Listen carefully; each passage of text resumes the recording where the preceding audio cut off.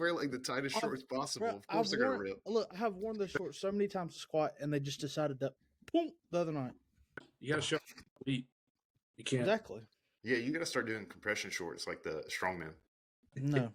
Yeah. Get the virus leggings. Oh, Yeah. The- Meggings. Yeah. Yeah. Oh. Hello, everyone.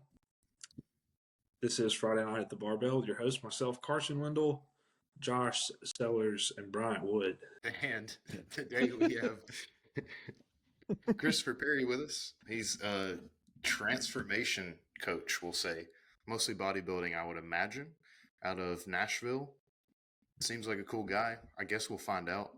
This might be more like a blind dating simulator type podcast. Haven't decided yet, but we'll find that out, in an hour or so. Cool. How's it going, Thanks Chris? for having me, guys. I'm not that cool. We'll find out rather quickly, but I do appreciate you guys having me on. It's going to be fun. I've never been on a date with 3 other dudes, so this is cool. I'll try that out and see what happens. It makes it real interesting when Carson's married with kids, too. Yeah. Yeah. It's always a new experience. It's a wild triangle we got.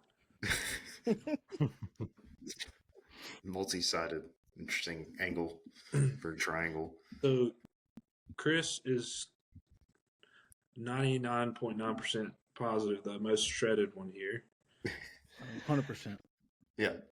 In this current state, I would beg to differ. In the past, sure.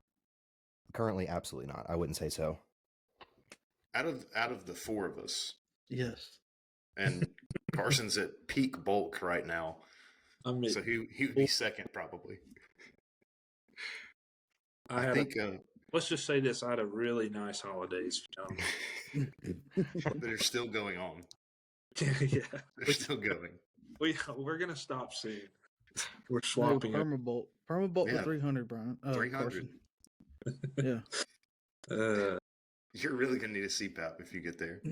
You already do. Your wife might divorce you if you get a 300. Actually, just from the sleep. Yeah, she actually likes me. The bigger I get, she likes but she actually, when I get like shredded, she doesn't. She's like, I don't like somebody with a waist as small as mine. I like a big belly and a lot of burl. I'm like, all right, well, pancakes it is. The dad bod, true dad bod. Yeah, we sometimes do a weird ignorant thing before we start, and for you, we came up with something, and Josh has a list that we're going to go through. It's going to be like rapid fire. You're just going to give us, is this a Chad or an incel, movement or anabolic? Okay. So that's your grading system from Chad to incel. I guess if you're the other way around from incel to Chad, I don't know. I think we'll find out, I guess. Okay. We'll be judging you based off your answers. Yeah, for sure. All right, we're going to do exercises first. Okay. So, squat, bench, deadlift. Okay. Like as far as ranking the order of them or just what they are? As far as you're going to rank how you feel about it. Is a squat a Chad movement or an incel movement? Squat's Chad, deadlift is Chad, bench is incel. Why is bench incel? I just like I like squatting and pulling. I like squatting and pulling personally, just my jam. I'm like a fairly decent presser, but I've also obliterated everything in my my right shoulder. I've torn everything in 2017, and just generally speaking, I feel as if those who outside of the world of powerlifting, those who tend to train hard generally gravitate towards squatting, rowing, and pulling more than they do benching. Bench is an inverted row if you look at it. If you think about it hard enough. It's an inverted push-up back split row. Yeah. Exactly. I like that this is immediately offended within the first 3. I just don't know why that one's an incel. You don't like bench? As being like a why don't you like bench, pussy? Gym bro, you'd figure bench would be up there. All right, so that's funny you said something about your shoulder because the next one's lateral raises, like dumbbell lateral raises. I mean, I'm gonna say more incel than Chad for sure. There's just less effort that can be applied, and it's not exciting to me. I do them because I have to, more or less, but it's something where I'm like ripping ammonia to go do side raises. Right. Yeah. And it's like there's also a general discrepancy of like the dudes who, if you can side raise more than 40 pounds, you're probably doing it like a fuck nut anyways. So very much incel behavior. Yeah. Cranking out 15s, you're going to be an incel. Yeah, super hyped for that, right? Generally, for me, the more weight that can be outputted generally is more of a Chad exercise to me than not. The list will get interesting then. Yeah. Let's do it. Yeah, curls. Incel. I can't. I hate arms, dude. I hate trainer arms so fucking much. Least bodybuilder I've ever met. Yes. I came from a powerlifting background. So like I fucking hate training arms, dude. Okay, well, triceps. Tricep push downs. Less incel than a curl, but still incel. Okay. But dips. Chad. Slide this in. Carson at one point had an estimated 1RM of 450 for his dips. What? Yes. That's fucking wild. How many plates did you get up to on dips? Imagine walking in the gym and seeing somebody strapped like it's like just hang all that 500 pounds from the nutsack, like shaking. You just blow your labrums out. Who needs them if you can get 450 or 500 on a dip? Exactly. I mean, that's worth 2 labrums. I saw that. Yeah. I mean, at that point, you are a big dog. That the key there is estimated one wrong. How many? What did you get to on it? Do you remember?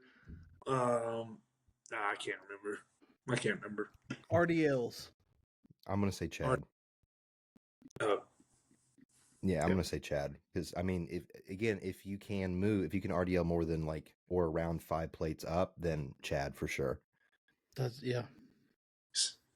not a thought movement at that point. That's what I'm saying. His thought in the middle. It's like Chad thought incel. I'd say thought is like 30% higher than incel. Yeah, I would say as far as like perceived exertion, yeah. Like Bulgarian split squats. Again, it depends. I'm gonna say probably closer to Chad because they fucking suck, dude. They suck so bad. Okay. Those things humble me. I don't do them. Some guys. I mean, there's some people out there with some big ass split squats too. Like they load that bitch up. I saw a dude doing it like holding a 100-pound dumbbell in each hand, and I was like, "Why? Who hurt you, bro?" That's so crazy. I was thinking of the German guy the cyclist. He does like 500 pounds on a safety bar. Oh, that dude! His legs are just as wide as they are long. His fingers. Yes. If that's what it takes, dude, I'm good. Like I don't want it that fucking bad. He's got chode quads. Literal chode. That was a fucking tree trunk. All right, and the last exercise we got is pull-ups. I'd say Chad. Again, I think, especially if you're doing like weighted pull-ups, like that is, I mean, there's some level of skill and effort involved in that for sure. If you're over 200 pounds, if your weight starts with 2 when you're doing pull-ups, Chad. Yeah. If you're above victim weight. Yeah. Above victim weight. Yeah. So as you lean out for a competition, you're now doing not impressive pull-ups. I'm very fortunate that at stage conditioning, I'm still over 200 pounds. That's all that I've ever asked for in this life. Hell yeah. All right, now we're on to the anabolics. So the first one, test. I mean, Chad, you got to have it. Chad. By definition, it is Chad. Chad. Yeah. It is Chad. Yeah. D-ball. Chad. I don't like it. Deca. Not a fan. Doesn't work well with me. But if it ends in all, it's a Chad for sure. If we're talking anadraw, D-ball, super draw, D-ball. It's just your basic stuff. Yes. It's D-ball. It's D-ball. Trend. Love it, Chad. The trend baloney. Halo. Big fan. Bright, you saw what he commented on my post, didn't you? No, I didn't. About the, so, how many koalas do you think you could take on in hand-to-hand combat? Koalas? I was high, but just generally, like if you were in a neutral setting, koalas are coming at you in a wave fashion. How many could you take down in a fist fight? Man, hundreds? Now, Hundreds. You're on Halo. They're so slow. Have you seen them in real life? I've never seen They're like sloths. One in fight mode. Like, who knows? They could in fight mode. They are not bears. They're marsupials. So like they're like rats. They're pretty large though. Yeah. You think the guys come up to your knee at least? I'm 6'4". I don't know. I think I forget you're like, yeah, you look about 14 foot 12, dude. I think I'm just so now we take all of the koalas. We put all of the koalas on Halo. Now how many can you take down? Now, see, if I don't have anything on me, yeah, we're struggling. It's now. Yeah. But now you're also diminished. On Halo. How many can you take down? Thousands. This is the conversation me and Josh had in his comment section. It's similar to like how many fourth graders can you take on? Yeah, I like an aluminum bat. Well, I like Joe Rogan's explanation of it. It's like if you hit the first one as hard as you fucking can and you put them in another universe, there's no way the others aren't going to be scared. Yeah. But how many could you take down if they didn't have feel fear? We're talking about robots now. I don't know. Yeah, that's fair. I don't know. I love this game. Like, how many can you take down? Though. How many can you take down with an aluminum bat? Oh man, I'm having so much fun. Now they have helmets on. How many? Like I can. It's just depends on how quickly I fatigue, right? I mean, I need now to get they're on Halo. See, it just continues. Yeah, there's a lot. Big expansion there. A lot of options. But the thing with if it's just hand to hand in koalas, they're kind of tanky. So if you like punch one, I feel like you're gonna have to really just beat the shit out of it. They're rats. They're literal rats, though. They look sturdy. Like they do look it. Get around. Yeah, if they're all coming at me at once, might be struggling. But like if I got like 10 seconds between each one, I like my odds. Okay.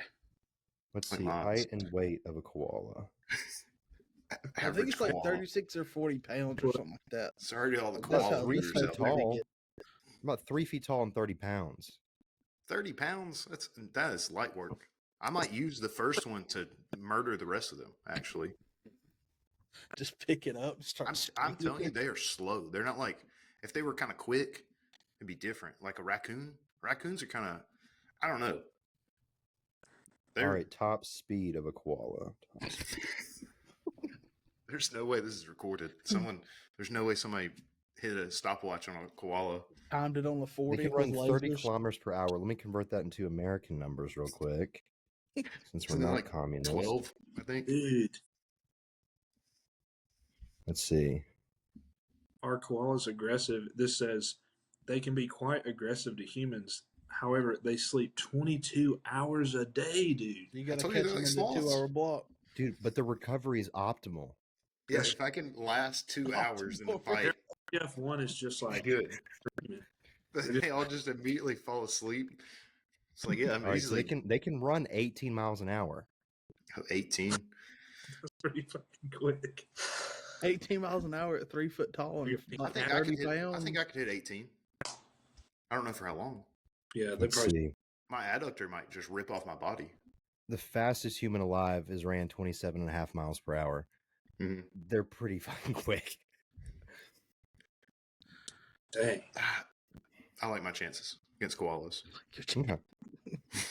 I'd say I could probably do like 64 koalas. I didn't even go that high. So specific. Yeah, but then I mean you're gonna be tired and they're gonna just get on. Yeah. Once the fatigue gets on. But can you imagine like the first 5, like you're just jump in the air and just stomp on 3 at once. They're just getting crushed like an accordion. You would feel cool. For sure. God. Yeah. Murder on the mind. Oh, Lord. How many did you say, Josh? I said like 7 to 10 off Halo. Look, because like I said, they're like 3 foot tall, 30-something pounds, and they're all running at you at once. And they're aggressive towards humans. Are they coming in waves, or if you like said, "Oh, I could kill 100," you got 100 coming at you at once? That seems unrealistic, right? I'm thinking of like a war against koalas. You know, the first line, they're in a lot of trouble. A lot. The first I guess wave, we have to set like more strict parameters. Because we're talking like, well, let's think about this. Like 50, that might be level 11 Call of Duty Zombies speed wave. Koalas coming at you. Yeah. No ray gun. Only Halo. Only Halo. That's it. Yeah. If you're the only one with the Halo, that might be. So you then probably double your number. Milligram dosage. Lethal doses. Like 200 milligrams of Halo. Every round you get 1 milligram. It's like waves of 10. Dude. I'd say by round 15, it's just exponential growth. Like at that point, I'll take out the entire population. Yeah, fuck these koalas. I mean, who cares? Brain herniates from your blood pressure. Yeah, like I'm more liable just to die on my own than because of them. Just have a stroke like in the middle of it. What if you pull out a single eucalyptus leaf, like in the middle? Like, are you now immune? You can just like toss it out there and they all go to it. Yeah, it's kind of like the monkey situation. You just the banana's out there and you're free. Mm-hmm. Yeah. See, monkeys, that would have been a lot tougher. Oh, 100%. There's no way. Yeah, monkeys are maybe 2. They would like pull your asshole out or something. Yeah, it depends on what kind too. Yeah, they will. That's the first attack. Pulling your asshole out. You remember that lady in like 2011? She had a pet monkey or baboon or some shit, and it ripped her whole face off. Oh yeah, ripped her apart. Yeah, she was. I love whoever sold it to her. Like, probably didn't give her any heads up of like, you should probably feed this thing pretty frequently because it'll come after you. She saw one YouTube video and she was like, "I gotta have a monkey now. I mean, can't not have one." And then immediately her face gets torn apart. Okay. Our next one, Anavar. Incel. Like it, incel. Mast. Like Masteron. I'm going to say Chad because of the benefits of not having to use an aromatase inhibitor behind that. I personally like it. And then Primo. Chad for sure. It's the rich man's trend. Dude, it's good as hell. It's so good. Got a lot of Chads in here. About Deca. It is. I personally, me and Deca, we're not cool. Me, NPP, we're not friends. I look in its direction. I get gyno and my dick gives up. So, not for me personally. I just don't think bang for your buck, risk aversion wise, it's worth it. But that's my preference. Teach their own. Nice. About growth. Dude, Chad as fuck. Nice. What about SARMs? I got a couple. So unbelievably incel. Like it. Good answer. Like as incels it could fucking get, actually. Like pajama pants in the gym incel. Ah, yeah. Broccoli headed with the earring. Dude, of course. Broccoli headed earring with the chain on. Oh, have never broken a sweat exercising in their lifetime. But they take overdose on caffeine every day, but they still don't get a good workout in. Yeah. It's like, because I need 3 scoops of pre to go in there and talk to my friends. Like, jaws are size. That's all it is. Jaws working hard. Yapping. Just go in a group of 17 of them too. It's like, I'm like, you guys can't split up. You guys have to be like, there has to be 10 of you in one single space. Standing in the dumbbell section. They get confused when everybody's like trying to work around them. Getting in front of the camera. Get the fuck up. I have a vendetta against. I refer to them as dependents, as none of them have to pay taxes yet. I've got beef with all of them. A reckoning. Maybe that's your koala. Dude, I just broccoli headed young LA. I'm gonna tell this story. Arm goblins. So when I first went to my first big gym, right? This was in Knoxville, Tennessee. Went to Arsenal Strength. I was 18 years old, just recovering from bulimia. I was a $170, $180. It's like 6'1". I walked in this gym. I looked around. I left. I went to Walmart. I bought a 3XL hoodie. I came back and I shut the fuck up and I did not speak to a soul. There were a lot of really great powerlifters there. There were a lot of really great bodybuilders there. And I just stuck to myself because I was scared shitless. And one time they had a deadlift platform, obviously for like the powerlifting corner, but they also had like a mat platform set for like 4 different ones for like Olympic lifting or like deadlifting or whatever. I was over there by myself. I left a bumper plate on each side and I started to leave. And this dude, this powerlifter, I want to say he was like squatting low 8s wrapped at that point, like 242 probably, from across the gym, dog cusses me, runs across the gym, grabs me, and makes me go put it up. From that point forward, I had gym etiquette and I never deferred from it. Now, I feel as if in my age, it is now my turn to pass the torch to the youth. Right. So I take any opportunity to pass the torch to the youth. Yeah. I feel as if what we have to do as elders, we need to pass it along. Yeah. Gym elders. Very fair. Very, very fair. That's how I feel it strong right now, Bryant. And that's probably how y'all fucking feel. You got I don't even know what to call them. I mean, they're not SARM goblins necessarily, but they're just they're just not polite. They don't have any gym etiquette. They don't get it. And like they just throw their shit everywhere. Throw their shit everywhere and take up space. Bomb out at meets. Yeah. Crazy. Could be me. Like I've been 18 and dumber than fuck, right? And like me and my buddies would go to this private gym, but we would go hang around at the front, like lobby, drink our pre-workout, shoot the shit, then go train, get done, and then talk like in the parking lot or something. Mm-hmm. Like, how did we forget? Like, you can talk afterwards or before and be entirely fine, but they talk on the gym floor and get super confused. And then, well, you can talk during too. It's like there's a time limit to it, you know, for sure. Or if you're like, if you've got your hands on the bar, like don't talk to me while my hands are on the bar. Let me do this first. Do this, you know? Yeah. If like my hair could be on fire, don't fucking tell me. Don't talk to me. I don't care. There are more important things. Yeah. This bar has to move up and down first. Then I can get to that. Yeah, and again, it's like you almost have to explain them like, hey, in order to get muscles, bars have to move. Right. Super challenging concept, I guess. I mean, it is these days. Yeah, I don't know. Yeah, I'm heavily opinionated on the subject, if you can't tell. Well, it's sort of on those lines, but not really. So I'm in physical therapy school with 39 other people. 37 out of the 39 are exercise science majors. That was their major in college for 4 years. 10 to 15 have come to me asking for programs. I'm like, what was your major? Why are you asking me what you should do in the gym? You literally studied this. So I can only imagine at a commercial gym level what that's like. And I see that too, man. Like I've coached dietitians who don't understand macros. And I'm like, what are we doing? I've also coached nurses who asked me if there was gluten in their greens powder. Yeah, I can see that. I've also coached a pro who's a nurse who asked me if a cc and a milliliter were the same thing and also didn't understand milligram to milliliter conversions. That's worrisome. That's bad. Yeah. So I have generally very little trust in the healthcare system because of these things.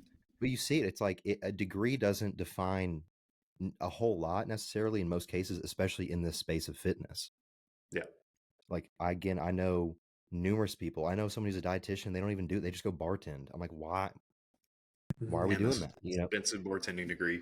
For sure. Yeah. And it's like, I don't know. I digress. I think but at a local level, you see the most confusing things. Yeah. Like I went to train today and I was watching a kid trying to train his buddy. And like, I don't want to be that guy who's like, hey dude, I'm a trainer. Let me help you. But the whole time I was just like, he was trying to teach a seated cable row and he couldn't like cue it properly. And I was just like, dude, this is really fun. Like the whole time I was just like, but I couldn't, but I should have, but I didn't know how, you know what I mean? But then also that generation, I feel as if you try to offer them help, they like immediately are like, no, I fucking got it, buddy. You know what I mean? There's so much like pridefulness involved. I'm like, just listen. Yeah. That's so true. Like the newer generation coming up it's so hard to find coachable, like young people. It doesn't exist. I don't think. I've tried. And I've had some like one-off cases, like people in like early 20s, but I've tried to coach some people in their like late teens, and it is impossible. Like they can't follow direction. They won't take the time to read. I'm like, it's like I'm handing you the blueprint to success. I'm spoon feeding it to you, and you're just like, I'm okay. I don't want that. They're like, that's not what Chris Bumstead does. I'm like, listen, we could all do that. None of us will ever be him. Yeah. They see his vlog and they're like, oh, that's all I need to know. Oh, yeah. Don't need to look into literally anything else. The guy doesn't train for 8 months out of the year because he doesn't have to. I'm like, if that tells you enough, none of us will ever be him. They use Chris Bumstead vlogs and one search of Reddit. Generally speaking, or that's all I need. It's the more plates, more dates subreddit. Or they go on TikTok and find whoever is like famous for glorifying PEDs, and they're like, oh, so Trin only cycle at 17 is the solution. Yeah. That's so crazy. Just be schizophrenic the rest of your life. Absolutely, dude, for sure. Like it's 100 a day. It fits the meme. Yeah, it's like 100 a day, Trin Ace, you'll be good. For sure. No issues. I mean, you say that, but then also the old school powerlifters are run the most, lift the most guys. So, and generally, like there's a lot of that notion in my world too, right? It's this, the same concept. I feel as if like powerlifting and like most general bodybuilding is not that far away from one another as far as from like a training perspective goes. For sure. But there's usually the same idea where there's like more milligrams, more performance, and I feel like now the industry is starting to shift to like, hey, let's pay attention to oxidative stress and all these other things. So I feel like there's like starting to be a trend back of like, hey, let's actually monitor our blood work. Let's actually try to use the minimal required dosage. But then there's still this like one stray off of TikTok where it's like, no, run Trin all of the time. Yeah. Yeah, it's also the people who are like $180 with gyno telling you that. I'm like, yeah, so, blood pressure 200 over 120 is telling you how to fucking run it. Let's do it for sure. Yeah. That's all you need. Good role models. Trin twins, bro. I think TikTok has ruined the fitness industry overall. Yeah, it's ruined a lot of things. For sure. We talk about that all the time. It's like it's not good enough to be like the strongest or best looking person in like your gym. You gotta be the best. You gotta be stronger than like John Hack or Jamal Brown. You gotta look as good as Chris Bumstead. You gotta look like the Trin twins or all at the same time. Cycle. Yeah, if you're not as big as Sam Tsu, like, oh, you're just a pussy. Yeah. Yeah. It's like, oh, if you're not as strong as Larry Wheels, you're a bitch. I'm like, yeah. Well, he shoulder presses the 200s. I think we're all bitches then. Exactly. I just like how most people start with anabolics. They're like, let me start here. And like they don't even eat more. No. They don't even try to sleep at all. They're just like, you know what? I've got an incredible story about this. So I had this, you guys learn I have story time all the time. So I had this guy come to me. This is 2022. Obviously claimed to be a coach, as who doesn't. 5'9", $170. Like when he applied, I thought he'd like genuinely like just started working out. Like not incredibly muscular, not great body composition. So we do a consultation call. He starts like asking me about PEDs, but he's asking it in like the vernacular of like experience. You know what I mean? Like the verbiage of like actually using it. And I was like, have you ran gear? And he's like, duh. And I was like, no, sir. And so first cycle, he ran 2.2 to 2.6 total grams of androgenic anabolics for 6 months and just continuously cycled out new compounds every 6 to 8 weeks to look like that. And I was like, when he said that, I like my brain like control alt delete reset. And I was like, what in Sam fuck did you just say to me right now? And so I was like, have you gotten your blood work done recently? He's like, I have. And I was like, send that over, please. I still have a copy of it. Everything's in the red. Everything. Like you name it. If it could have been good, it was horrible. I was like, send me over your diet. And it's like sausage patties and whole fat milk and hamburger helper, margarine, a lot of margarine. And I was like, okay. I was like, so why are we doing this, right? So I was like, okay, so we're going to go down to TRT. We're going to clean the fuck out. We're going to run bloods in like 10 weeks and pray to God we fix some of this. So he stuck around for that, cleaned him up, tried to recomp him, all that good stuff. Got his blood work down, 95% of it cleaned up. There's obviously still some health markers we were trying to fix. And so he was like, hey man, like everything looks good. Can we run another cycle? And I was like, no, as like, you look better now on TRT, so let's just like ride this wave for sure. And then a few weeks later, he like hit me up and he's like, hey man, I had to go see some specialists. He saw like a nephrologist, a cardiologist, whatever. So he's borderline renal failure, has tachycardia. He was 26 at the time, and a polyp on his liver. And so I was like, hey, in good faith, I can't let you run anything under my watch. I literally had to get my attorney to write another liability waiver for this guy because I was like, this is not fucking good. And he's like, well, I need gear to be good. And I was like, what are you talking about? And he was like, well, like, in order to grow my business as a coach, I need to run gear and win shows. I was like, buddy, I've won 2 shows. It did nothing for my business. You also look like you've never touched gear in your life. You're dying or whatever. So that's like not probably ideal. And then also was like, what do you do for a living? And he worked in some like international logistics company making well into 6 figures in his mid-20s. I was like, hey, buddy, I'll trade jobs with you right now. Like we can fucking we can swap, dude. I don't care. But he was like convinced that like and that's what every kid thinks is like, do drugs, win a show, be famous. Yeah. I was like, I have done drugs, won shows, not famous. It doesn't work that way. Yeah. Yeah. It's a very vicious cycle, like Josh said earlier. That's all it is. People don't realize it. Yeah. Yeah, I think like, go ahead. Go sorry. ahead. No, you go ahead. Okay. Yeah, I think it's just like, I do think now it's people are saying things like, do lower dosages, be smart about it compared to that. But now it's so widely, like, it's all over social media. It's all in the fitness space. And, yeah, I don't know. I forgot what I was. Well, there's too many. The thing is, there's truth somewhere in the middle of all of it, right? With the actual data, but most people don't love the idea of that. They like romanticize the idea of, I'm going to take 1,000 milligrams of test, so therefore I'm going to be huge or whatever it may be. And then they see their favorite influencer say, hey, I'm running X, Y, and Z. And they're like, well, that sounds really cool. Let's do that. And then they get nothing out of it, inevitably, because obviously, like, whether it's training, execution, intensities, are usually very much subpar, or nutrition sucks, or usually both.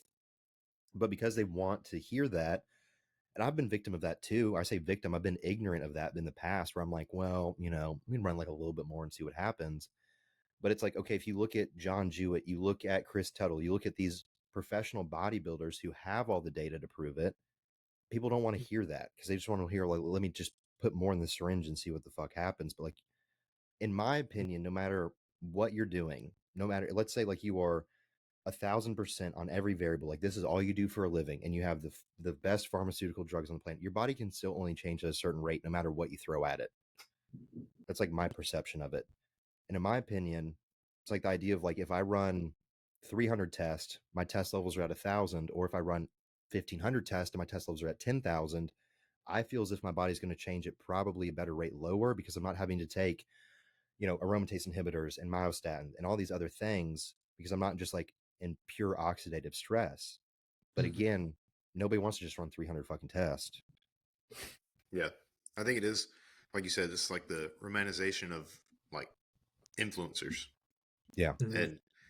And you can't even really trust the influencers. Like, are they actually telling you what they're running, or are they trying to grow themselves and say, I do all this crazy shit, when you don't really know what they're running? Like, why would you be proud of that though? Like, that's what I've never understood. Like, yeah, I run gear because I want to look like I run gear full and fucking through. Like, I don't give a shit. Like, if people assume I'm doing it, then I'm doing my job correctly. But I wouldn't like say, oh, I'm taking X amount more than I am, because why is that cool? Right. Because it sounds cool in a TikTok reel. Yeah, that's 30-second reel. Let me see if I can find this kid. Have you guys ever heard of Nate Udy? Nate Udy? No. I don't think Look him up on Instagram. It's Nate.udy. He's like $170, placed like dead last in a regional show recently. He's the CEO of Anabolic University. And he posted his cycle. He's doing 750 test, 500 EQ, 500 NPP, 3 IUs of growth, 100 micrograms of IGF-1 LR3 daily. And he's like Jesus. $160, $170 soaking wet. I'm like, I would never trust you to guide me through anabolics if that's how small you are. That's Why crazy. run all that to look like shit and be small? Yeah. Yeah. That is another thing, but that's also in powerlifting, maybe not with anabolics as much, but like people that should not be coaching people. Mm-hmm. Yeah. Just in general. Right. I mean, I see it on my end all the time. I see people who just decide they're a coach one day, and I'm like, what? Like, obviously they're, and that's where it's like, this is a very unorganized industry as a whole. Like, there's no accrediting union to it. There's no way to know generally who's doing what. It's a wild west, and I run into it all the time with like there's a dipshit coach around here. I say coach who like puts girls on Anadrol all the fucking time, like bikini girls on Anadrol. I'm like, what in God's name are we doing? Because decided to use a coach, and then again, someone's like, hey, I want to coach, and then they see the first person in front of them, they're like, well, he should be good, and then we just have no understanding of anything around internal health. And it's like, it's one of those things where like, obviously, like I belong to like a group of coaches locally where we all have our own separate teams, but we like unionize more or less to try to standardize coaching in our area, like setting what the standard should be of like ethical coaching. And so we're trying to like push those people fucking out. But again, and if you just go to the gym and you hear that Joe Schmo's a coach and you get your bullshit copy and paste diet and he tells you to take, Tren at 17, how do you, like, also, how do you know that it's wrong? And how do you know how to say that it's wrong? Yeah. But then it's also one of those things where it's like you kind of have to let the blind follow the blind if that's who they decide is like has the intrinsic value that they're looking for. Yeah. It's the same way with the kids that have no etiquette. Like they don't know what they don't know. Yeah. They see 100%. they see someone else or they see TikTok or whatever and they're like, well, that's what they do all the time. They stand in front of a camera in front of the mirror all the entire session for 2 hours straight. Yeah. And so I feel like too, this newer generation, everybody gets so hung up on like, instant gratification, this short form media, and they get so focused on the nuances of like, oh, what drugs do I need to take? What milligrams do I need to take? What exercises do I need to be doing? What I need to be eating? But it's, in the end of the day, you look at the people that are at the best at what they do. I mean, it's literally the most basic things. You have, you work hard, you do it for a long time, and as far as diet and things go, you just kind of do the basics for a long period of time. But that's not, that doesn't sound cool. So a lot of people, it's not easy. It's not easy. That's sexy. What it is. Yeah, it's very simple, but it's not easy. And people want to find how could I get here 6 months faster than, but it's like, just like chill and work hard, do it for a long time. I actually just talked to a kid at the gym today that said that exact thing. He's like 17 years old. I've never seen him before. This is the first time I've seen him. And he was like, yeah, I just started this program. I'm planning on deadlifting 600 in 2 to 3 months. And I'm just like, oh, okay. All right. It took me 2 to 3 years to get there, but okay, I'm interested. And he's like, best pull's like 515. Like, yeah. Add 85 pounds on a deadlift and, yeah, for sure. Not going to break your heart just yet, but 100%. You can do that yourself. 100%. But it was similar. He's like, trying to ask for tips. He's like, oh, I like to squat and deadlift every single day, but sometimes my deadlift is bad because it was good on one day. I'm like, well, yeah, you're deadlifting every day. Of course it is. He was like, my bench sucks though. And I'm like, well, how many times do you bench? He was like, oh, only once a week. Well, of course your bench sucks then. Mm-hmm. And of course your deadlift goes down because you do it too many times. Like, how are you not seeing this? I know you're 17, but he's like talking about how he reads all the books and shit. Whatever. Because there's this idea that like more is more, right? Like there's like people can't comprehend this idea that like less can be more, and like fatigue management's a real fucking thing, right? But again, it's like this whole idea is like if I do more, it should happen sooner in theory, but obviously it's we can dispute that all day long. But like you guys said, it's not sexy, it's not fun to hear that. And like I'll have kids come up to me in the gym, be like, "What's the secret?" I'm like, "Time, super sucks." And like when I was your age, I didn't want to hear this shit either, but also just love doing this, so I don't really care how long it takes because I just like what I do. And it's like, why? Again, it's like if you love it enough to do it right now, what's the problem if it's going to take 10 years to get there if you just love it the entirety of that time? But I also feel like if you put that much internal pressure on yourself, you're just going to start hating the process anyways. Mm-hmm. 100%. People think it, like, to them, it turns into work. Yeah. Yeah. What do they say? It's like, if you love the process, then the goals are just like extra, or it's like if you love what you do, if you love like working out, if you love to powerlift, if you love to bodybuild, if you love to do whatever, if you really enjoy the training, it's like it'll come in time. Like, why do you want to do it in 3 months when you can do it next year and then keep doing it? Yeah, it's like the stage is always there, the platform's always there. Just like fucking wait, because you're only going to get better. Hopefully, like in theory. Yeah. Why does it need to happen right now? Again, because of this whole idea of like, well, if I win a meet, I'll get famous, or if I do this, I'll get famous. And I'm like, or you probably won't. Like, who cares? Yeah. Reduce your expectations to 0. Yeah, well, and just have fucking fun. Like, yeah.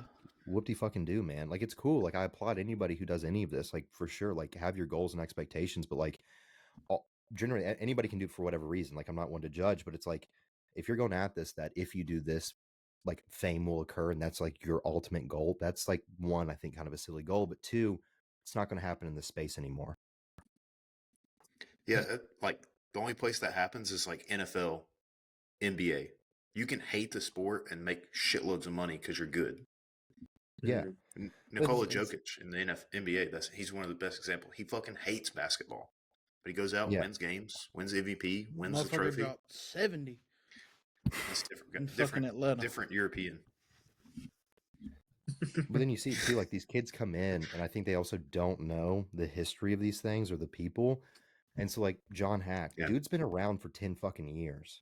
Yeah. Like, I was watching John Hack when I was in high school. You know what I mean? I was watching his YouTube videos and shit. Like, go back even further. These people, I'm like, y'all don't know who Dan Green is. Shut up. Like, stop. Just be like, learn your fucking history, guy. Yeah.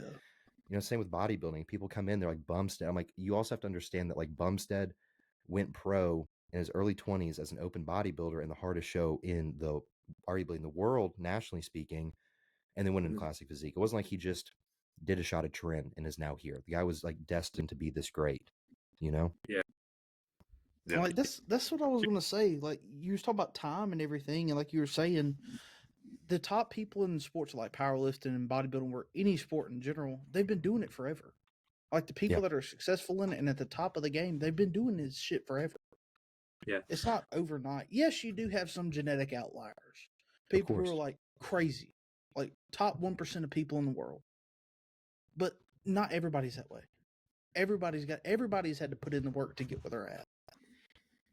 And the thing is too, we also have to it is a magnitude of like things coming together, right? You're looking at anybody that has like a fairly high genetic propensity across the board as far as strength, performance, skill, genetic propensity when it comes to the ability to uptake and utilize performance enhancing drugs. Like, you also look at like internally and externally motivated, usually highly neurotic people, usually self-deprecating people. Like, you have to have all of these things coming together to create one of these, which is like very statistically improbable, which is also why we like look up to these people, because we understand that's not common.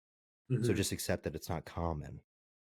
That's all it fucking is, right? It's an abnormality. It's like, just take your fucking time. Yeah, you can find out really quickly if you're one of those or not. Yeah. Because you're probably not going to be bodybuilding or powerlifting. Absolutely. Especially first. Playing the professional sport. Yeah. Yeah, it's like, or you could be, but you just won't be insanely competitive relative to your people around you. And that's also okay. Right. You know, like, you can go do a meet and not be the best, and that's fine. Like, just understand that. That's acceptable. If you want to do it for fun or whatever reason, like, so be it.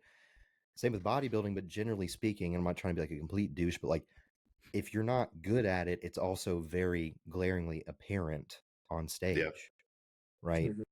Still respect the hell out of them for being willing to go up there and do it, but like, a little bit different. Yeah, that's what I was going to say is, like, people don't really expect you to be good. Like, unless they know you, I'm not going to expect you to come out and crush a powerlifting meet, especially if it's your first meet. Yeah. That's why I try to tell people to do it. If they want to do something, just go out and try it. Because, like, if you think you want to do bodybuilding, you better go and try it, because you're not going to be good the first time. Yeah. Especially if you're like new to this. Like, I got talked into doing a bodybuilding show as a bet, is really what happened. So was doing powerlifting-esque, never competed as one, so I just say powerlifting-esque style training. Like I was experimenting with a lot of different performance-based stuff, and out of high school, because I was doing Olympic lifting in high school for track and whatnot, got out of that, got very into understanding like the cube methods, conjugate, all these other things, just trying out fucking anything and everything because it was really exciting to me. Kept getting fucking hurt because I was an idiot, and started training at a bodybuilding gym. I was like, well, I'll never look this way, but I'm going to learn to train this way and be like respected for my work ethic. And then did that for a while. And lo and behold, I looked up and I was like, oh, I don't look half fucking bad. That's pretty cool. I was already prepping people at this point. Went to one of my athlete shows and all my buddies were like, you should probably do this. And I was like, don't really want to do this, as I don't want to be on stage in front of people. And one of my friends was like, you won't fucking do it. And I was like, all right. So we made a wager, made a bet, did my first show at, I think it was 20, dieted for 33 weeks, won the whole show, and said, fuck, I guess I'm good at this. And that's why I do it. Like that was never, like when I got into this, I was an obese kid who wanted to look normal, right? That was it. And then like every goal that came afterwards, so be it. But then like, even when I went to do my first show, I had no expectations like, oh, let's win this shit. Let's fucking do. I was like, we're going to see what happens. Because I had no earthly idea where I was going to stand. Sweet. I figured Carson would have more to go along with that because he's our bodybuilder. Yeah. I mean, I think I personally, I kind of did want to compete at a show, but it was kind of a thing where I do well when I have something to work for, like, and then I'll kind of the way my lifestyle. I kind of like how my lifestyle switched when I got into prep, because like when I started watching what I ate and like tracking things, I became more organized, and I started getting more like organized with like my training schedule and then other things in my life and with school. And I kind of liked being in that. So I really kind of enjoyed prep it was a mental, kind of physical and mental battle, but it was also a way for me to kind of just become a better person, really, honestly. So I kind of enjoyed that about bodybuilding, and more so than getting up on stage. I was actually, the first time I competed and the second time, I was like shitting my pants. Like literally, I was so nervous because I don't really like to be like up on a stage in front of people. But yeah, and then it's like you see some kids and they're like, oh, I want to win an overall show. It's like, but do you even like to train? Do you like to, are you committed to like a diet? You can't really think about, what is it Nick Saban says? It's like, you can't think about being a champion. You have to think about what it takes to be a champion. And if you enjoy those things, then, it's more likely to happen. But yeah, you have to do all the little things along the way. Yeah. A lot of people try and skip those. Same thing, like training as a bodybuilder, as a powerlifter. A lot of powerlifters these days like skip all their accessories. Like they just don't do them. And then they don't improve. Yeah. Those are my pretty boy days, as I like to call them. Yeah. I have my 2 accessory days a week. Huh. That glute pump. Yes. Busting cable pull throughs. That's why the shorts be ripping. Yes. It's the cable pull throughs. Yes. I look like an IG thought in the middle of the gym. Do you get a lot of so I feel like I've talked to Brian about this being like a powerlifting program or coach. Do you get people you feel like come to you just so they can like look cool on social media, like just to post? Yeah, I think, and it's something that's happened recently that I've had to talk to with a couple of my athletes, like separately. I do think it's very peculiar, right? I made this brand. I love what I do. It's like the whole message behind it. And I think inevitably with that, have people who look up to me, but me having the imposter syndrome that I do, I'm just a fucking dude, right? Like that's why I didn't brand this like CP fitness or whatever bullshit. Like it's supposed to be like separate from that. But I do have people who definitely have signed up with me for the image of it or the idea of it or whatever. And they don't last long at all, generally speaking. Because I just think it's silly. Like that's not like it, like the idea is like I'm a very neurotic person. I like neurotic people, and that's what I want them for, is like neurotic within this craft, whatever it may be. And they come to me, and it's like they're posting, tagging, everything else. And I'm like, hey, but behind the scenes, you're also not following your fucking diet. You're not checking in with me on time. You're late on your payments. Like, I see the actual what's going on behind the scenes, but then they're trying to portray this thing. I'm like, dude, I'm just a guy. Like, I'm not that fucking cool. Mm-hmm. It's like just, and this is also like a very individualized sport. Obviously, I try to have like a community within it.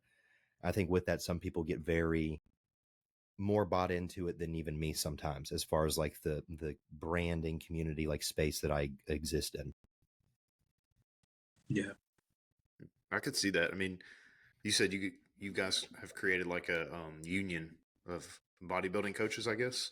Yeah. So it makes sense that they're seeing you and the other coaches more often than athletes most of the time, probably. So yeah, and like I think it's cool like that people obviously respect me, look up to me, want to hear what I have to say, but it's like this general thing of like, hey, let's fixate on the variables that matter to me, which is like work ethic, tenacity, neuroticness, all that, not how I dress, how I speak, and what I do.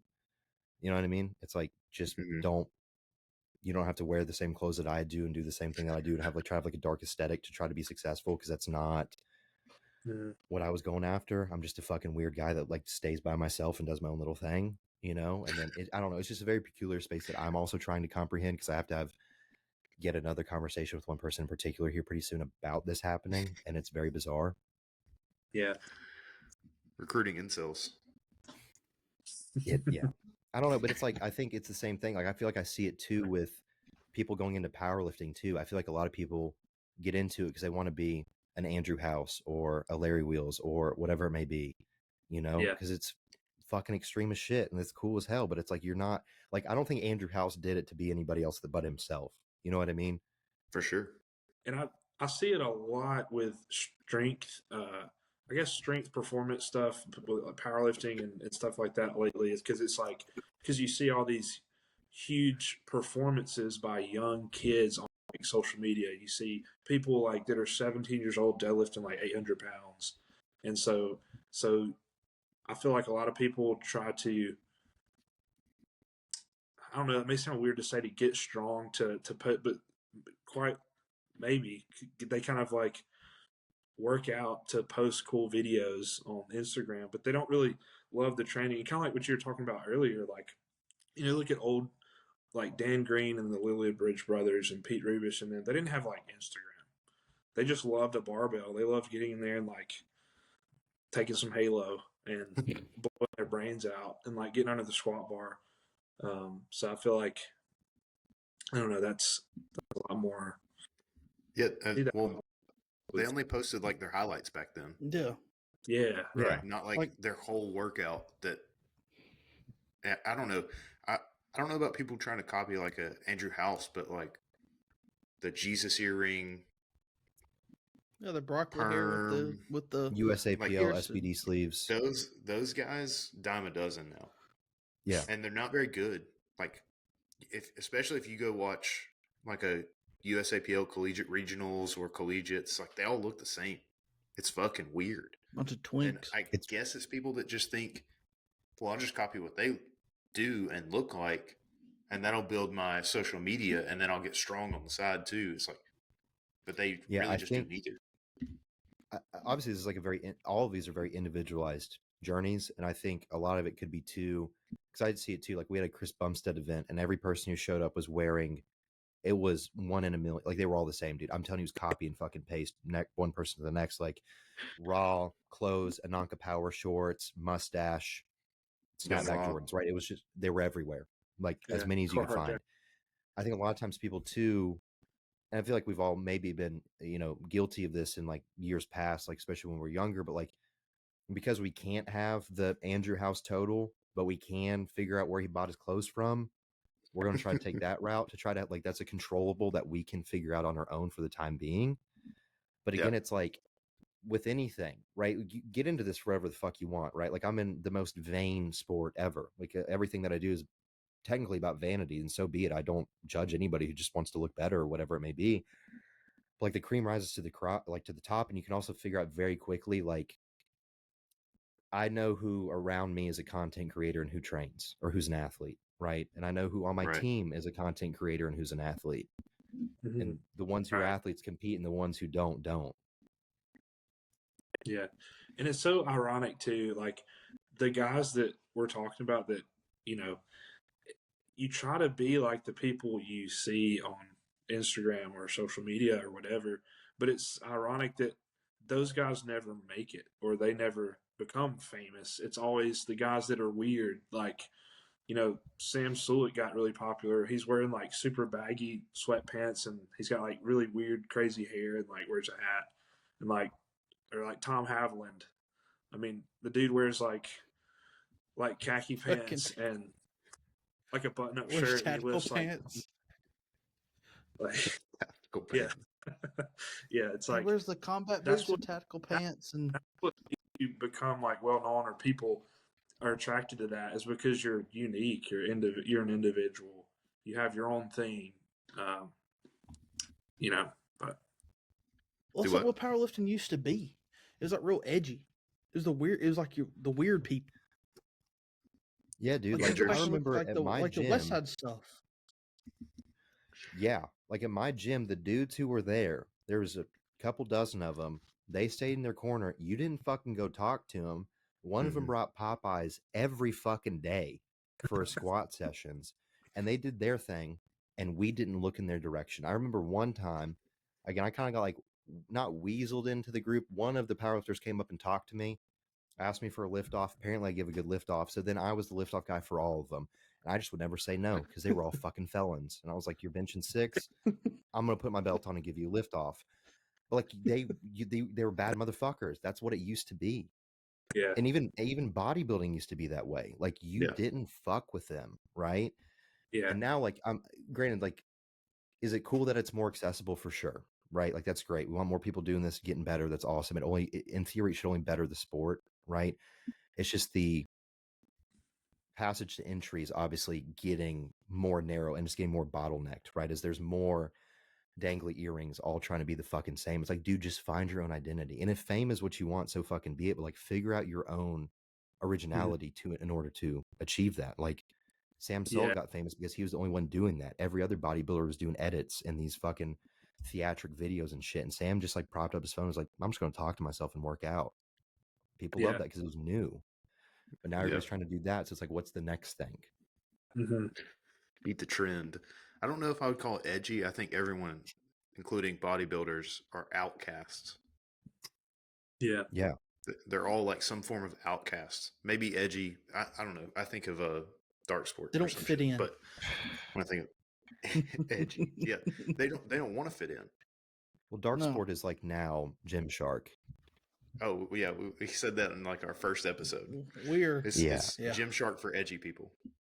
Or you want to be, for sure. They want to be, absolutely. Want to be edgy, And it's like, no, it's so silly. I'm like, you guys are collaborating with Marvel. Like, let's fucking settle down, please. And you're doing an exclusive drop every other day. It's not really the same thing anymore. And it's also like, I just have a thing about like wolves and sheep, and we're going to war and all. Dude, we're exercising for fucking fun. We're not in the lab. We're not going to war. We're not wolves among sheep. We are people who live lives privileged enough to go in the gym and expend fake energy to feel better about ourselves. That is all that it is. You say that, but there are some people that get it in their mind that is their war. That's their World War II. Like 100%. Double stack belt guy. Josh's favorite. Yeah. I love that motherfucker, bro. El Campeon. El Campeon. El Campeon.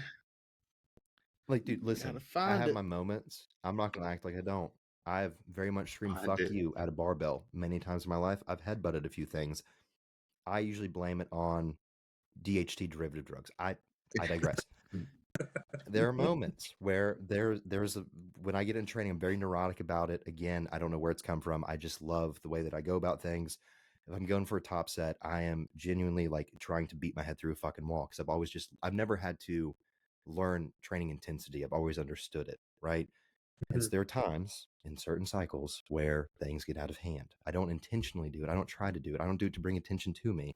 I just lose my ever living fucking mind sometimes. It's natural. But like, I'm not walking in just like fucking, like headbutting walls the second I walk in the gym. Like, dude, okay, like we're exercising, dude. This is super fun, and you can try hard, and that's great. But like, we don't have to scream on warm-up sets. We really don't. It's not that cool. There's a. Go ahead. I always think of like in actual sports where it's like act like you've been there before. Like if you're walking in the gym and you're elevated all the way already, it's like you haven't really done anything then, probably. Yeah. There's a. What did he say? What was the? So Josh, I'm thinking of there's some two kids that come in the gym and the Scream Kids. Yeah, they don't go there anymore, but yeah, the two Scream Kids. Yeah. Yeah, they one time the dude like he deadlifted like 300 pounds or something, and then he got in his buddy's face like almost kissing distance. He was like you can want it, and then and his buddy was like you gotta want it, and like I was like, are they about to fuck? Like what's they should have kissed, dude. Like they should have, just like really fast. But I've never thought about calling that kissing distance. These dudes are like 17. These dudes are like 16, 17. Like they're young. I cut them a little slack, but then again, I'm like, act like you've been there. Act like you've been there. Like, I mean, they had been going there for a while though. They couldn't look around and be like, why is no one else doing this? And they're stronger than us. That's what I don't understand. Is people have no perception of like, wow, that dude just pulled 600 pounds. He didn't even say a word. That's strange. Yeah. He's so casual about that. That's really weird. Well, like my thing is too, like I was 17 and dumb. There is for sure. Like all for it. Like granted, I grew up watching like Pete Rubish. I got to watch him train in person, all those other things. Like I watched Garrett Fear. Like I've like I lived and loved that, right? I was like, that's cool as fuck, right? But I also understood it's because the poundage on the bar was a reflection of that. And so until I was pulling in the fives, which is still like bitch weight in powerlifting world, but like I was like, I'm gonna shut my mouth, right? I'm gonna keep to my fucking self, right? Yeah. And even then, it's like I'm not trying to go out of my way to like make a scene of things, right? Like I try to like keep it mostly calm and casual. But there have been times like I belong to a powerlifting gym here that's like 24/7, like scan tag entry. I'll go in there at 11 o'clock at night and lose my fucking shit by myself because it's appropriate to do it at that time and place. But I'm not going to do it in the middle of a busy gym floor at 5 p.m. Just be like, look at me. Like, it's not, nobody cares. I pinky promise. Yeah. It's just like, why are you doing it? Are you doing it for somebody else or are you doing it for yourself? It's usually for someone. I'm like, the theatrics. Like, again, it was a dependent, is what we will refer to as him as. Like, $160, maybe. I was at the gym doing stiff leg deadlifts, and I was like a very plump 260 at this point. And he was warming up, like warming up with the lever belt already locked and loaded, right? Ready to go, pajama pants. Got to. Pulls 315 for a single, turns and looks at me and throws the bar down. And I was like, okay. Oh, right. Mr. Badass. I was like, all right, big dog. Like, let's fucking do this. I had I was doing stiff leg dead. So I was like, warm up. I was like at 4 plates. I'm like having to catch my breath. I've got horrible fucking Anadrol low back pumps. I'm just like fighting for my life. And so I pull 4, I pause it at the shin and turn and look at him and then pull it and then drop it. And I was like, I don't know what to tell you. Like, but ever since then, I am his like enemy. And every time he goes in there and I'm around him and he's pulling mid to high threes, he lets me know. And every time that's crazy. I'm like, it's nuts, dude. I'm his gym rival. Oh. I squatted in the gym I go to has 2 combo racks. They're not bolted down or anything. They kind of move around a lot, whatever. Mm-hmm. I went in on Saturday and used the safety bar in one. And then Monday comes around and the owner comes over to me. He was like, there's some group of powerlifters there that kind of shit talk a lot of people's everything. And he's like, they were talking shit to Charles for using a safety bar in that rack. And I told him, why didn't they talk shit to you? It's because you're stronger than all of those motherfuckers. And he was like, they didn't talk shit to you for using the safety bar because you're stronger than them. And I got onto them for doing that. They're going to talk shit to Charles. Why didn't they talk shit to you? And I don't know. It's kind of like a weird dynamic when you have people that like side eye you whenever you're lifting. And then they're trying to compete with you, but they're not even close. Like, I don't get that. I've never understood that. 100% not a competition at all. That too. Yeah, I'm not even involved in your competition. I didn't know that. Yeah. That's how it is. I'm in my own little autistic world, in my own little space, and I don't even know that we're around. Like, I train with two of my buddies. One of them is 275 pounds, and he incline dumbbell benched the 150s for like 15 today. I did not try to do that. Hell yeah. I did not feel as if I was in competition with him because my logical brain said he's better than me, and that's okay. Yeah. I'm going to try and live today instead. Yeah, I don't want to tear both of my pecs, so let's just not. And like, do it for a sloppy 3. He'll be proud of me for fucking sure. Actually, the last time I tried to do something like that, I was a high stress environment because it was like finals week, and one of the guys was pulling, and I was like, "Hey, can I jump in with you? I'm in a rush. I'm trying to get through this so I can go home and study." And he like loads up 441, I guess. So like 3 reds and a yellow. And I was like, nah, fuck it. Just put another red on the outside. And I'll just do that as my single. Immediately feels like my lat rips off of my arm. It like completely felt like all the way down. And I was like, fantastic. Why did I do that? Only because he was deadlifting on this platform. I normally would never take that kind of a jump. Never goes well. No, never. And in my list of injuries, it's always been the times that I've expedited the process of warming up that we've had an oopsie. And I'm like, that could have been prevented so fucking easily. Dumb decisions.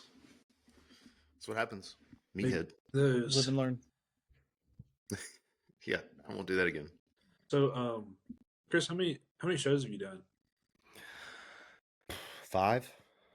So first show was the Flex Lewis Classic in 2019. Won it. Literally just was like, if I get top 5 in True Novice, I'll be like pretty happy about it. Dude, that's badass.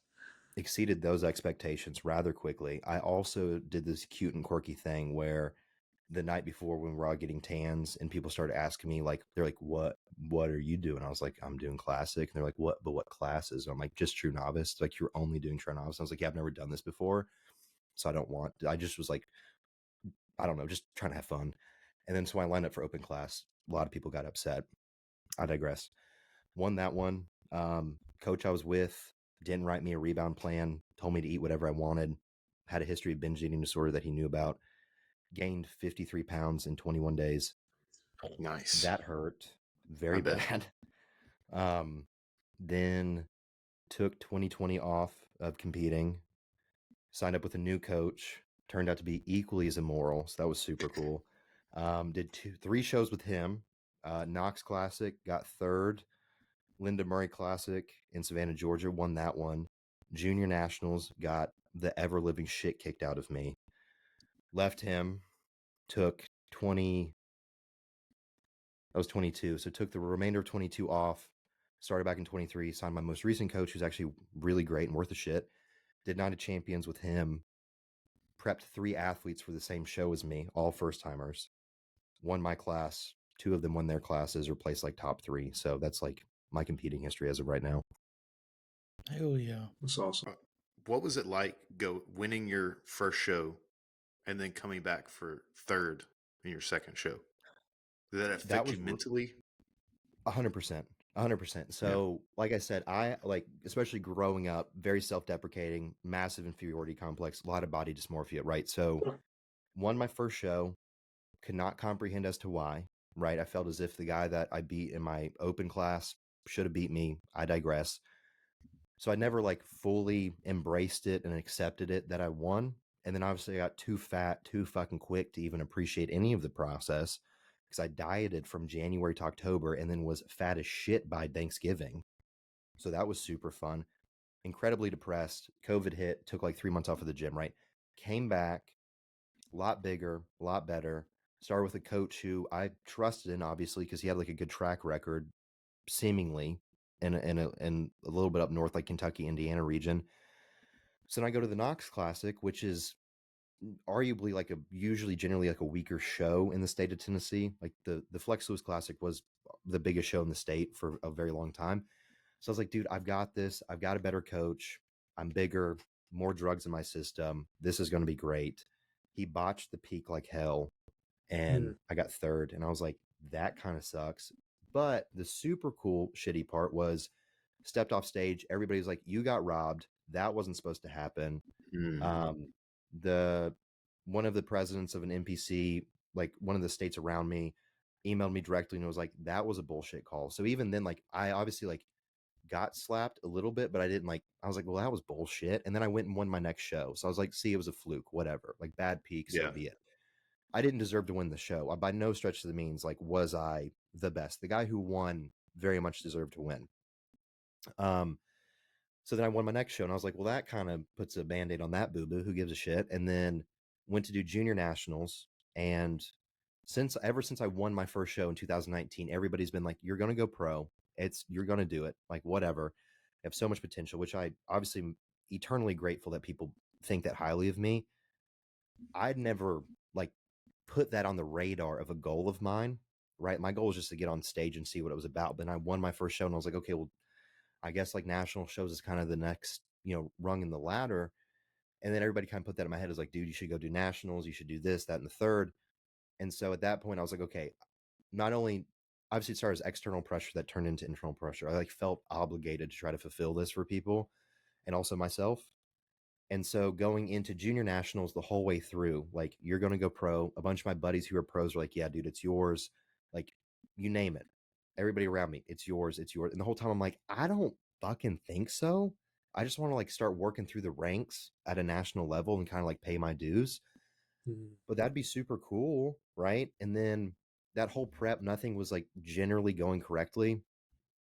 And at like 6 weeks out, I like texted my coach and I was like, dude, I feel like I'm behind compared to like where I've been in last preps as far as conditioning goes. And he goes, how many weeks out are we? And I was like 6. And he goes, fuck. And then immediately sends me a diet. And it was like keto, like straight keto. 2 hours of cardio, shitload of cleanse, shitload of T3, T4, you name it. Like, we were throwing everything at it. I was like, here we fucking go, guys.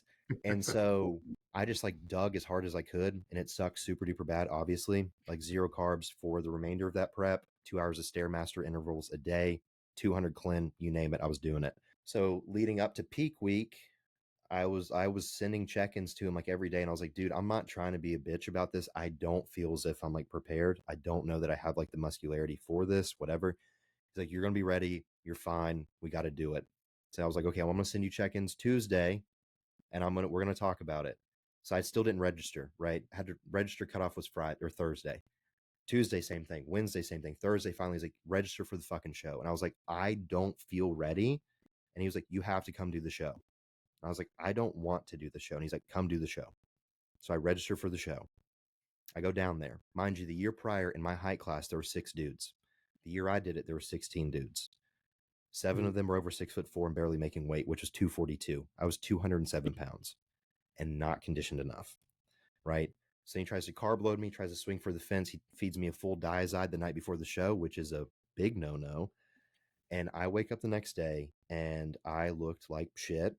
And I was like, hey man, I feel like I need like a lot of food and a lot of salt to try to like get me out of this hole of this diazide. It's like, no, man, you're just food focused. We're good. And I was like, no, like, I understand how diuretic protocols work. I need salt, carbs, fats, water right now because I'm leached out. I had 3 rice cakes, 30 grams of almond butter, and some salt at 5 a.m. And I have a picture to fucking prove it because he's tried to deny it. And went to the show, no water, no food, backstage. I was texting him, what do I do? He's not texting me back. I like remember I looked down and like, even as chubby as I get in the off season, I have vascularity through my quads. I looked down and you could see like the channels where the veins used to be. Yeah. I go backstage to pee. I pee like this much and it is brown. So I'm like renal failure at this point. I can't pump up. I don't know what to do because I can't see myself. I get on stage. I end up in third callouts. Somehow I fucking beat people. God knows how. Okay. I step off stage, and the first thing he says to me, you just weren't ready. Oh, no. And I was like, okay. Like, blamed it on me. He's like, well, you're having energy drinks during prep. And I was like, don't think trace carbs are the issue here, buddy. Right. And so then I like, at that point, ego death, right? What little ego I had, like, gone, you know? lost a lot of trust in that whole scenario, and so be it, and blamed myself for it because he's also like was the king of allowing athletes to blame themselves and make, yeah, dude, that was for sure your fucking fault. So for a long time I questioned my identity within the sport and was like, maybe I just shouldn't do this, like whatever. So I took a lot of time off, partied a bunch, didn't really give a shit. And then went to my most recent coach and stepped on stage at 219 and a lot more condition because fatigue management is a real fucking thing. Who would have known? So it's definitely been a crazy journey. This show, like all I really gave a fuck about was like feeling like I actually belonged on stage, and like I've very much fulfilled that. My athletes had great placings. So that's all I really give a shit about. So kind of like scratched that itch for me. Now we move on and move forward. It's good that we're an hour in getting the bio finally. Oh yeah, for sure. What's up, guys? Used to be fat, now I'm not. Used to be bulimic, now I'm not. So yeah. I feel like that's pretty normal, like entrance into gym culture. Yeah. It's like eating disorder into something you can control finally. Yeah, I've done some pretty crazy, like the first my first show I ever did was a men's physique show. Nice and Dorito tapered. But after that show, I mean, who really knows what they're doing? I didn't have a coach or anything. I was just kind of doing my own thing. I think I gained 40 pounds, and I was like 190, and I gained like 40 pounds within like 2 weeks or something. I remember I was lifeguarding at the time, and I was like super tan, and I just looked like this big, like I was sitting out there on the lifeguard stand, and my cheeks were just like, I could like hardly see. My eyeballs are just swollen, lymph, like edema in my ankles. Just felt like shit. But then I've also lost. So I've got Crohn's disease, and in 2019 I had a bad flare up, and I lost 50 pounds in 30 days. Holy so I've kind of gone both ways. I've gotten really light pretty fast and pretty heavy pretty fast. Yeah. But yeah, I took years off of my lifespan with absolute certainty after that first show because I was on stage at $189, like I mean, just dry as could be. And then by Thanksgiving, I was like 250. Like October 18th, from October 18th to Thanksgiving, I went from 189 to 250, damn quick. My coach was like, just keep taking Clen, finish out your trend, enjoy yourself, you'll be fine. I got strong as an ox. But I worked in jewelry at the time, as I've worked a million different jobs, and like my hands were so swollen that I couldn't work. I couldn't do like bench jeweler work because like I couldn't hold tweezers anymore. Like I'd have to sit there and like do this all day, like roll my knuckles to try to get them like free up. I had edema for probably a calendar year.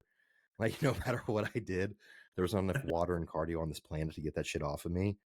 And then my next season, so 2021, I gained 30 pounds in a month, like really fucking quick again. And then 22 or 23, or no, it was 22 when I did junior nats. Didn't really gain a lot of weight because I just kind of like did a lot of drugs. And so that's not good.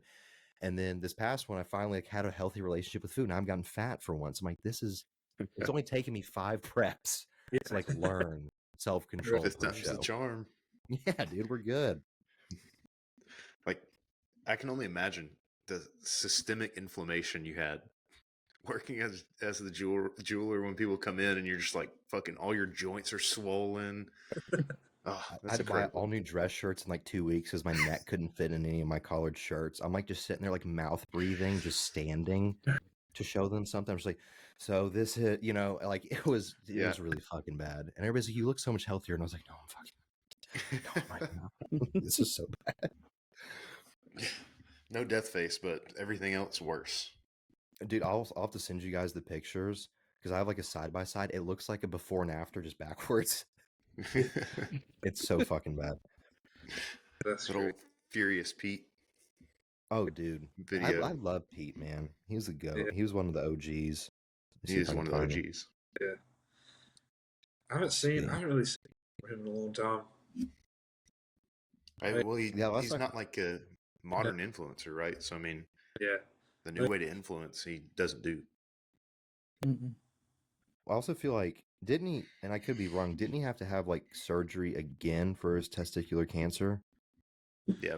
I feel like that was like the last time I saw him on social media, was like whenever that was. Yeah, and he was about right. Dude was on chemo, like still coming in benching like 400. I was like, what the fuck? Yeah, yeah. Let me see if I can find this picture. We actually had a similar situation. One of his name is Trey Hamlet. Love him to death. He was a trainer at our gym. Great open bodybuilder. He had been training for like a hot minute, like stiff leg deadlifting, like 585 for sets, like just a lunatic. And he went into the doctor because he thought he was having like a reaction to his Accutane and it was affecting his vision. He had leukemia like the whole time. Yeah, and like dude's been through like chemo, radiation, stem cell therapy, and now he's just like he's fine. I'm like, you in like the span of 6 months, I'm like, you are actually technically bulletproof by human standard, I believe, at this point. Like again, deadlifting 580, stiff legging 585 for reps on TRT with leukemia, not understanding what was going on. Yeah, dude, for sure, he is the Chad. Giga Chad. Giga. Carson, when are you planning on doing a show? I prepped in 21 and got in the best shape of my life. I looked pretty good, but then I got hurt the week on peak week, and I couldn't pose, couldn't compete. It's pretty sad about that. But then, since really probably August of 2021, I've just been like trying to put on size. So I feel like I put on some like quality size. So I think I've been thinking about it this year. I just kind of started, I guess, being cognizant of what I eat and not like whole pecan pies like I was doing 2 months ago. That's tough, man. Jug of Fairlife and a pecan pie. Okay, macros, dude. Baby. That's macros right there. I'm telling you, dude. It's like 500, 600 grams of carbs and Karo syrup. But no, I've started cleaning things up, and so I'm gonna see about this spring into summer, starting a little prep, seeing how it goes. Yeah, Carson also works as a nurse in the hospital, so he works nice 12-hour shifts and then somehow slams all the food in the world. I still don't know how you do it, like a maniac. Very unconventional methods. Steal patients' food off their tray. You don't need this. Yeah, I'd be like, you're a vegetable. I need it. Yeah. You're a vegetable. I need vegetables. Yeah. You pull your sleeve up. Look at me, and now look at you. I'm flat. Yeah, you don't understand. They have like literal bones. Like I have to have a pump right now. So help me God before I ever help you. He actually does drink what is it that you drink often out of the storage closet there? Sure. Oh yeah. Yeah, I've slammed it during my day. They also have Liquicell. It's like liquid protein, but it's in these packages. It's for like wound healing, but I stay on those from the hospital any way I can. Okay. I feel like that mixed in, blended up with the chicken might be perfect. Actually, yeah, it's a lot of protein. Maybe without the egg whites. Yeah, little Liquicell chicken shake. That's so crazy. I don't know how you do it. It's fucking wild. I don't know anyone else that does chicken shakes besides like Blaine Sumner or some shit like that, Marcus rolled tuna shake. Oh, yeah. Different animal. Listen, dude, I love this sport. Big fan of it. And there's a lot I will do. But if that's what it takes, I don't want it that fucking bad. Because again, I can also chew. Mm-hmm. I'd rather just chew at this point, That's man. less efficient.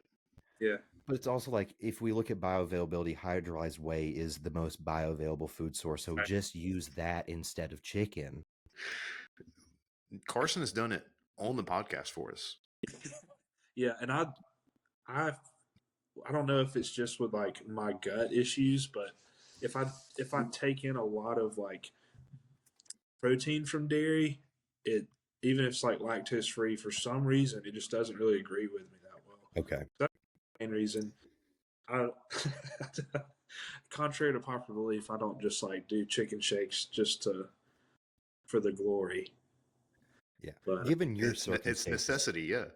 Yeah. Yeah. Like given your circumstances, completely different argument. I'm just saying, for like in the context of Blaine, I'm like, bro, Like we don't have. I mean, he does it out of necessity too. I mean, 6 at a time is a little much. I don't know.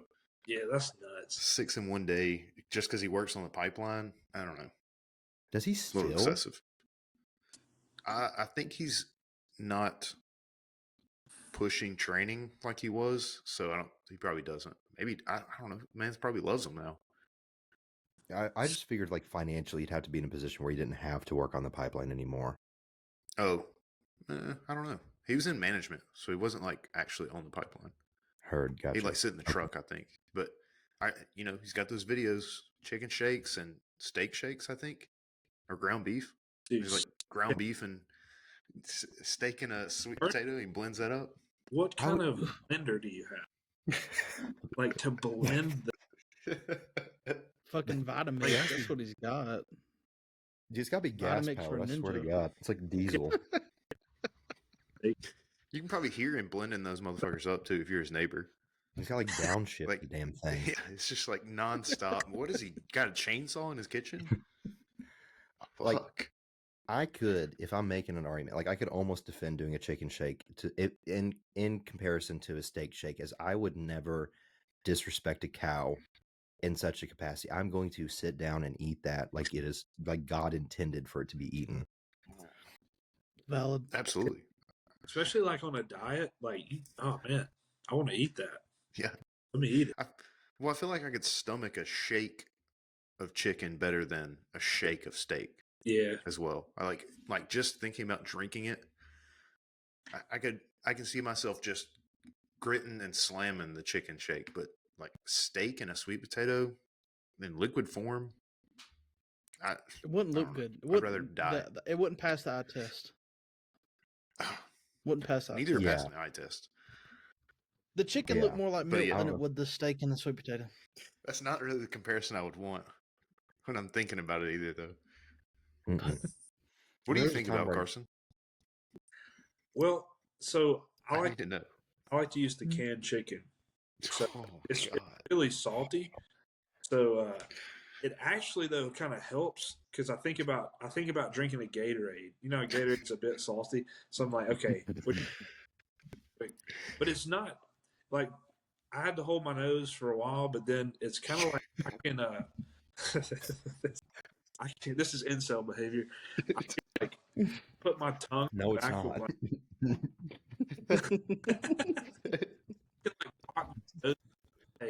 Like without having to. It's a weird thing to say, but like when I'm chugging it, I can like not taste it. If I like do this thing on my nose, I don't know. What a fucking madman! That is incredible. Yeah, dude. I mean, I respect the hell out of it. I really do. I can't. I mean, I used to drink like whole eggs, but it's like generally like a lot easier in my thought process. I'd drink like a dozen whole eggs and chase it with orange juice. I'd have to play like House of the Rising Sun and like really talk myself into it every night after work, but I would do it. Did you would you mix it or did you do the yolks whole? Whole. Oh man, that's like swallowing like a big loogie. It's like yeah. You yolk and you just go. If you're a fan of oysters, you would probably make it through pretty easy. Like I'm telling you, man, it would like after a bartending shift, you would hear me in my kitchen just like shit talking myself, like you motherfucker, fucking do it, you know. I would just take it down, chug some orange juice, and just be like, okay, and act like I didn't just do that to myself, and then move on with my day. That's pretty incredible. Couldn't be me. Well, then I learned it was stupid like very quickly. I was like, there's no need to do that actually. So then I stopped. Yeah, that's good. Yeah, learn from your mistakes. I did have a friend that would he would do egg whites and Fairlife chocolate milk. He just put it in one big ass glass together and slam it. Dude, Fairlife chocolate. I would just drink that straight because that shit. I don't know what they do to it, but they've got something fucking figured out there for sure. I don't care if they abuse them cows. I don't care if they abuse them, kick them, punch them, whatever. That milk tastes good. I want to taste that cow stuff. Drink that chocolate. Yeah. What is it? That's like the rich people in adrenochrome, right? They like torture children and then suck the torture out of them somehow. I don't know. What the fuck? I don't know how they do it. Dude, you know what I'm talking about? Rabbit hole with adrenochrome one time. I got into a whole different rail I didn't want to be in. I was like, the FBI is about to bust through my door. 1,000%. They're watching you. It's probably good for bodybuilding, though, I imagine. Yeah. There was a breast milk craze for a while. Oh, yeah. I remember that. Black market breast milk?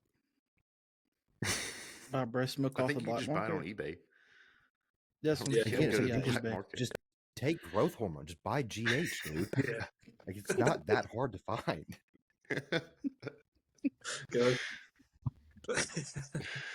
They're like taking the really long, inefficient route. Yeah, it's like, dude, instead of just knocking on the door, kick the bitch down. Yeah. It's got, cost analysis wise, it's got to break down to roughly the same over time. Yeah. Unless you know somebody. That Chinese blacktop. Get it pretty cheap. The Chinese research chemicals in your bathtub. Not for human consumption. Yeah. It's still funny to me that we didn't get to any bio at all until an hour in. We've been off the rails. We were off the rails for an hour straight. Yeah. If they want to hear about it, they got to earn it at this point. They got to pay the fucking dues to get to it. That's right. It all started with Chad and incel exercises. Carson was trying to keep us on track. Yeah, he was literally about to say, like, so what do you do? Handsy ass. What made you start working out? Oh, man. We were about to start. Just four and Halo. Well, I think that's the whole talking on a date. That's our whole shtick, though, is like not really talking about lifting that much, like number wise. Yeah. That's like how my podcast is too. It's like we have a general idea of what we, in theory, will talk about, and then it just goes wherever it ends up going. I think it's more fun that way. Yeah, it is. Unpredictable, off the rails. You learn more about the person. Lots of weird shit. And what makes them that way. Yeah, the real person, the one on the inside. Mm-hmm. Yeah. The incel. The voices in the head. The voices from the trend in the head. I think we've covered enough weird shit. If you want to shout out your podcast and how everyone can find you, let us know. Thank you guys, first of all, for having me. This has been actually super fucking fun. You can find me on Instagram at cp.legs. There's a story behind that. We've also figured out some other things. You have to do cp.legs to find me. Team Die Trying is obviously my brand. You can find me, my website at www.dietryingliftingco.net. Find out more about the brand, me, transformation testimonial, all the good shit. My podcast is on Spotify. It's called the Die Trying Cast. So I do one by myself, and then I have one for the Coaches Union, which is me and two other coaches talk about random bullshit around the industry and whatnot. So that's all, I think, all of my spiels that I have. Nice. Yeah, it's everything. I think it's super cool. I think the content that you've posted on the Team Die Trying page is super interesting. Having someone kind of follow you around, film the behind the scenes type stuff with bodybuilding. I feel like I don't see enough of that from other places. Yeah. Yeah, I'm just trying to again, I'm not trying to reinvent the wheel necessarily. I'm just trying to show it from a different perspective, because I think a lot of times people from the outside looking in, they're like, oh, it's so cool. And I'm like, well, yeah, but it's also, I think it's very easily attainable what I do. Like, as far as habit forming and whatnot, it's nothing fucking, again, like we talked about, I'm a dude who's thrown shit at the wall for 11 years until it's stuck. Mm-hmm. That's all it is. Like, I'm not going to glorify anything that I do as special. I've just been doing it for long enough, So I work with a lot of different people. I'm not just a prep coach. Like I said, I work with major weight loss goals. I've, helped people. I helped one of my clients, Drew, lose 175 pounds in 13 months. Work with a lot of women with hormonal issues, endometriosis, PCOS, you name it. I kind of get a very misfit group of people, which I fucking love. I do obviously work with prep people as well, but I kind of like working with all walks of life because it keeps my life a little bit more exciting. So I'm not just spreadsheet data all fucking day long and peaking people. So it's kind of the idea is like with Die Trying, it's like it is very much open to any walk of life, skill set, or goal. It's more of just like, I like very obsessive fucking people. That's kind of what I'm trying to celebrate within that. So if you're one of those people, welcome. Fucking awesome. Yeah. Nice. I think this has been great too. I appreciate you coming on. I know sure, guys. Carson, yep. I don't know if you knew this, but Carson also knows Kristen. Okay. Chris coaches Kristen. I don't know if Carson knew that, but yeah. That's kind of how we took over it. I took over it 5 weeks out because her last coach sucked. So I heard about the drama. Fun. Yeah. Well, she's doing like bodybuilding now. That's really cool. She's just done a little bit of everything. It's weird. An athlete for sure. Incredibly talented, incredibly gifted. Like I said, it's really unfortunate too, because looking at when she came to me with what we were working with, she was like metabolically fucked, hormonally fucked, obviously. So it was like I felt bad because I was like, I'm going to do what I can with what I've got, unfortunately. But now obviously we have some time to like work on things and improve. So this is also why I do coach the way that I do, is because I genuinely resent most coaches who put people in those positions, as obviously it's super shitty, unethical, and unnecessary, but also shouldn't have been a yes man to be like, let's go into prep and crash diet you right now and see what the fuck happens. So I try to coach people the way that I wish I would have been coached for my first few shows, to try to also set the measuring stick of like what good coaching should fucking feel like. Because genuinely, in my opinion, it's not that fucking hard if you have an IQ higher than a rat turd and a genuine amount of compassion for people. I think that's a great way to put it. Yeah. Well, cool. Yeah, like Brian was saying, Chris, we really appreciate you coming on. It's been fun. I know you got a really busy schedule and you got a lot going on, but we appreciate you taking the time to talk to a degenerate. But, if you guys want a second date, always down. All right, we can set something up. My people will get to your people for sure. Yeah, and then my people, they'll talk to yours. Yeah, we'll figure it out. Yeah, cool. All right, everyone. Well, that was your Friday night at the barbell. Peace. Sweet. Peace.